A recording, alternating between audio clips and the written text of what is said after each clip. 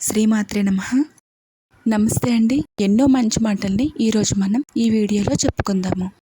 చేసే పని మంచిదైతే చాలు, అదే నిన్ను గొప్పవాడిని చేస్తుంది. నీ జీవితంలో రంగులు వెలిసిపోయినప్పుడు నీ చుట్టూ ఉన్న వాళ్ళ అసలు రంగు బయటపడుతుంది. తట్టుకొని నిలబడు చాలు, నీ జీవితంలో ఇంద్రధనస్సు తప్పక విరుస్తుంది. లేని దానిని రాని దానిని గురించి ఆలోచిస్తే మిగిలేది దుఃఖము. ఉన్నదానిని పొందిన దానిని ఎక్కువసేపు ఆలోచిస్తే మిగిలేది సంతోషము. గతం గురించి ఆలోచించుకు, కన్నీరు వస్తుంది. భవిష్యత్తు గురించి ఆలోచించుకు, భయమేస్తుంది.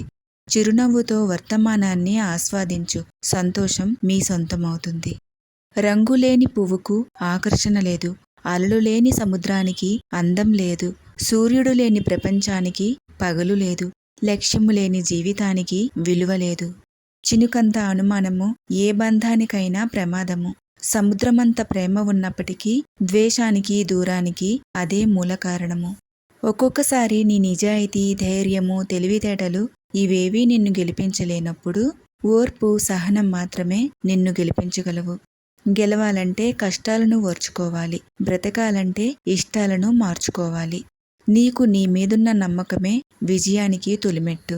గెలవాలి అనే ఆశతో కాదు, గెలవగలను అనే నమ్మకంతో ప్రయత్నించు. ఎప్పటికైనా విజయము నీ సొంతమవుతుంది. నిన్నుగా ఇష్టపడేవారికి నీవు ఏంటో చెప్పనవసరం లేదు. నీవంటే ఇష్టం లేని వారికి నీవేంటో చెప్పినా అర్థం కాదు. సగం జీవితం వాళ్ళు వీళ్ళు ఏమనుకుంటారో అనే ఆలోచనతోనే అలసిపోతుంది. ఊహలు వాస్తవాలకు దూరంగా తీసుకెళ్తాయి, కానీ ఎంత దూరం వెళ్ళినా రావాల్సింది మాత్రము వాస్తవానికే.